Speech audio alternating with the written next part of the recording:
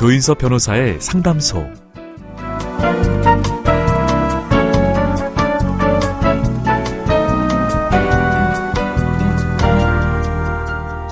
오프닝 건너뛰기, 온라인 동영상 서비스에서 제공하는 기능이죠. 이 기능을 쓰면 매회 반복되는 오프닝 타이틀을 볼 필요 없이 곧바로 본편을 볼 수 있습니다. 우리 일상에도 건너뛰기가 있다면 어떨까요? 그렇다면 괴롭고 마음 졸이는 일들도 한 번에 건너뛸 수 있을 텐데 말이죠. 매일매일 주어진 삶을 충실하게 겪어내는 모든 분들을 응원합니다. 조인섭 변호사의 상담소, 지금 바로 문을 열겠습니다.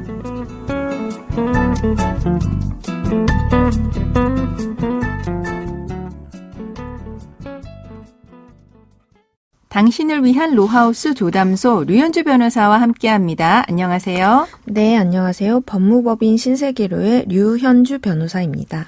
오늘은 어떤 고민이 기다리고 있는지 먼저 사연부터 알아보겠습니다. 저는 결혼 7년 만에 남편과 협의 이혼을 했습니다. 남편이 두 집 살림을 했고 심지어 내연녀 사이에서 아이도 낳았기 때문입니다. 그래서 4살 된 아들은 엄마인 제가 키우기로 했고 친권은 공동으로 했습니다. 사실 저는 이혼하면서 재산분할도 없었고 위자료도 전혀 받지 못했습니다. 거의 쫓겨나다시피 아이만 데리고 나왔습니다. 그래서 아이를 제가 키우게 해주고 양육비도 100만 원씩 준다기에 이혼에 동의해 준 거였죠. 그런데 더 큰 문제는 협의 이혼 이후에 일어났습니다. 이혼할 때 한 달에 2번 남편이 원할 때 면접 교섭을 하기로 했는데 남편은 어느 달에는 한 달 내내 연락이 없다가 또 어느 달에는 갑자기 전화하더니 당장 내일 아이와 해외여행을 가겠다면서 막무가내로 행동했습니다. 그래서 면접 교섭 일정 문제로 몇 번 말다툼을 했는데요. 남편은 아이를 제대로 못 만나니까 양육비도 없다면서 석 달째 양육비를 안 줬습니다.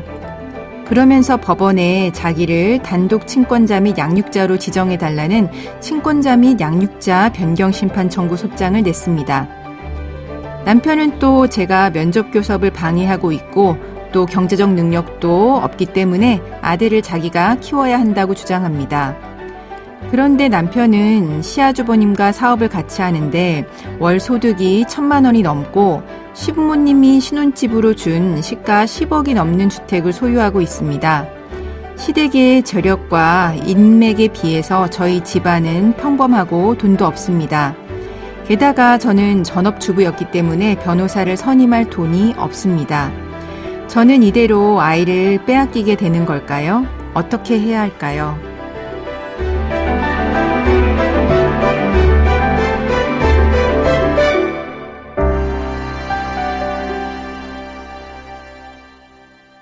네, 사연자분은 협의 이혼하면서 친권은 공동으로 양육권은 엄마인 사연자분이 갖기로 한 상황인 것 같습니다. 그런데 이미 이렇게 한번 정했는데 친권자, 양육권자 변경할 수 있을까요? 네, 부부가 이혼할 때 정해야 할 것들이 여럿이 있죠. 네, 위자료, 재산분할, 친권양육권, 양육비, 면접교섭 이런 것들입니다. 네. 그런데 이 중에 금전적인 부분, 즉 위자료, 재산분할은 한번 정해지면 추가 청구하거나 변경할 수가 없는데요. 아이들과 관련된 부분은 그렇지 않습니다. 즉 친권, 양육권, 양육비, 면접교섭에 관해서는 변경이 가능합니다. 네, 그렇죠. 네.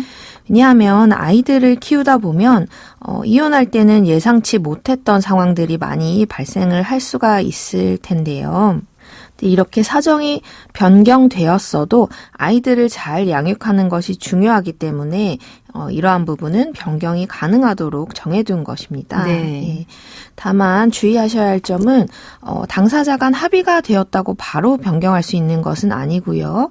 반드시 법원에 청구해서 판사님의 판단에 따라 변경할 수가 있다는 점입니다. 네. 그런데 이제 사연을 보면 사연자분의 전 남편은 경제적으로 좀 부유한 상황으로 보입니다. 그래서 아이를 본인이 키워야 한다라고 주장을 하고 있는 상황인데요. 실제 사건에서 이런 경제적인 능력이 친권자 양육자 결정에 영향을 많이 미칠까요? 네, 사실 이혼 상담을 오시는 많은 의뢰인분들께서 내가 경제적 능력이 없는데 아이를 키울 수 있을지 걱정을 하십니다. 그렇죠. 예. 결혼하고 아이 낳고 키우느라 가정주부로 살아오신 분들이 많거든요. 네. 네, 그런데 사실 한 10년 정도 전만 하더라도 법원에서 이혼을 할 때 가정주부에게 친권양육권 잘 안 줬다고 하더라고요. 네. 근데 요즘은 전혀 그렇지 않습니다. 경제력보다 중요한 것이 기존의 아이를 누가 양육했었는지, 또 아이들이 누구랑 애착 관계가 더 잘 형성되어 있었는지를 중요하게 봅니다. 왜냐하면 부모의 이혼으로 아이들이 혼란을 겪을 것이기 때문에 최대한 정서적, 환경적으로 안정된 상황에서 성장할 수 있는 쪽으로 결정을 하시고, 또 만일 주양육자인 엄마가 경제력이 없다면 경제력 있는 아빠가 양육비를 지급해 주는 것으로 이러한 부분은 보충을 해줄 수가 있기 때문입니다. 네, 그러니까 정서적 안정을 가장 중요하게 생각을 하는 거죠. 네, 사연자분은 협의이혼을 하면서 양육비로 월 100만 원씩 받기로 정한 상태세요. 근데 이제 남편 월급이 좀 많은 것 같습니다. 전 남편 월급이 월 1,000 정도 된다라고 했는데 월 100만 원은 좀 적은 거 아닐까요? 양육비 증액 신청할 수 있을까요? 네, 저도 그렇게 생각합니다.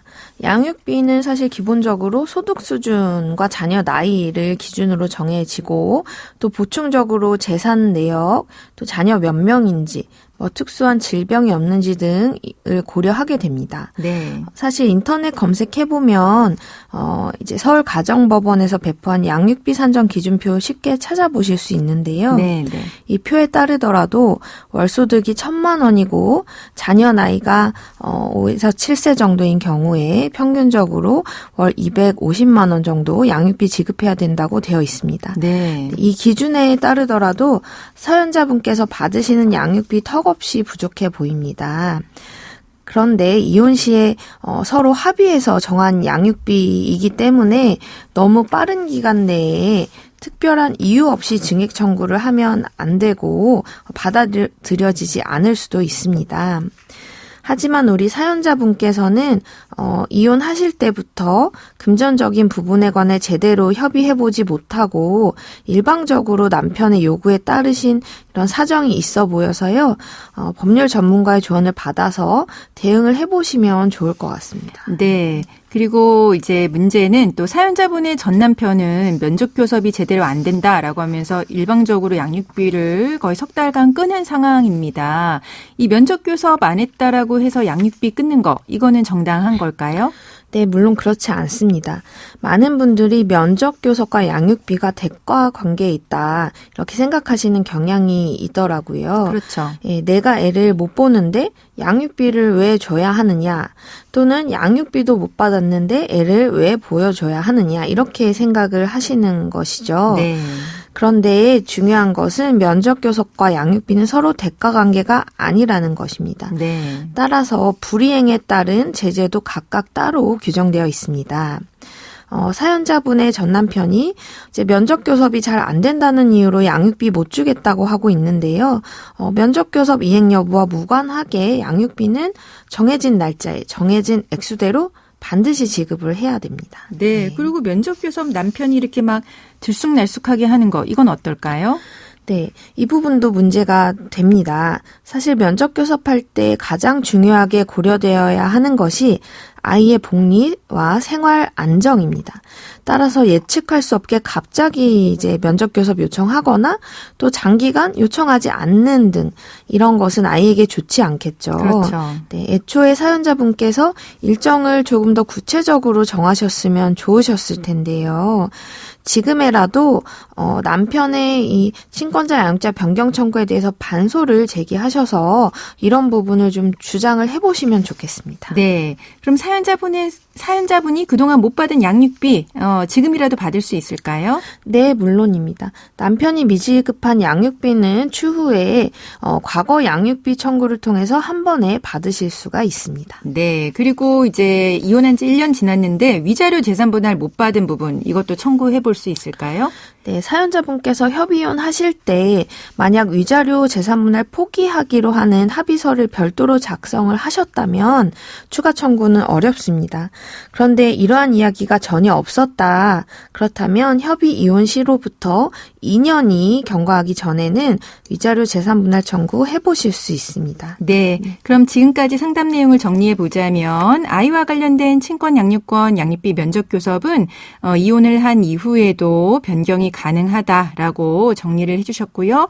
양육비와 관련해서는 서울가정법원에서 배포한 양육비 산정 기준표를 봤을 때 사연자분이 받으시는 양육비가 좀 작기 때문에 증액 청구 한번 생각해 보시면 좋겠다라고 하는 부분도 알려드렸습니다. 그리고 1년 전에 협의 이혼할 때 만약에 따로 합의서를 정하신 게 없다면 위자료와 재산분할 청구까지 한번 고려해 보셔라 조언해 드렸습니다. 지금까지 류현주 변호사와 함께했습니다.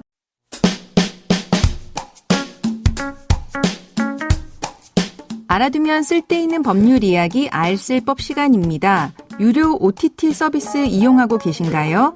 최근 들어 유튜브 프리미엄과 유료 플랫폼을 저렴하게 이용하기 위해서 계정을 공유하다가 피해를 입은 사례가 늘고 있다고 합니다.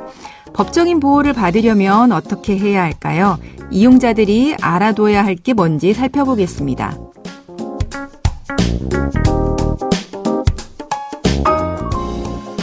피해자들은 저렴한 가격으로 가족 계정에 초대해주겠다는 말에 현혹돼서 요금을 결제했다가 이른바 먹튀 피해를 본 것으로 알려졌습니다. 판매자들은 중개 플랫폼에 입점한 뒤에 계정 공유로 유튜브 프리미엄 서비스를 저렴하게 이용할 수 있다고 광고를 했고 소비자에게 이메일 주소를 물어본 뒤에 자신의 계정에 가족으로 초대했다는데요. 결제한 뒤 짧게는 이틀, 길게는 넉 달 정도 지나자 서비스가 일방적으로 중단이 됐고 판매자는 연락을 끊고 잠적한 상태라고 합니다. 현재까지 소비자 상담센터에는 다수의 불법 판매 업체가 접수된 상태인데요. 하지만 이런 유튜브 유료 계정을 비정상적인 방법으로 저렴하게 판매하거나 구입하는 것은 저작권 침해 행위에 해당한다는 사실을 아셔야 합니다. 이런 업체들은 폐업을 하거나 상호를 바꿔가면서 영업을 해서 피해 구제가 어려운 상황이 대부분입니다. 저렴하다는 이유로 불법적인 이용을 하셔서는 안 되겠습니다. 조인섭 변호사의 상담소 조담소는 언제나 당신과 함께합니다. 끝곡으로 퀸의 I was born to love you 들려드리면서 저는 이만 인사드립니다. 지금까지 로이어 조인섭이었습니다.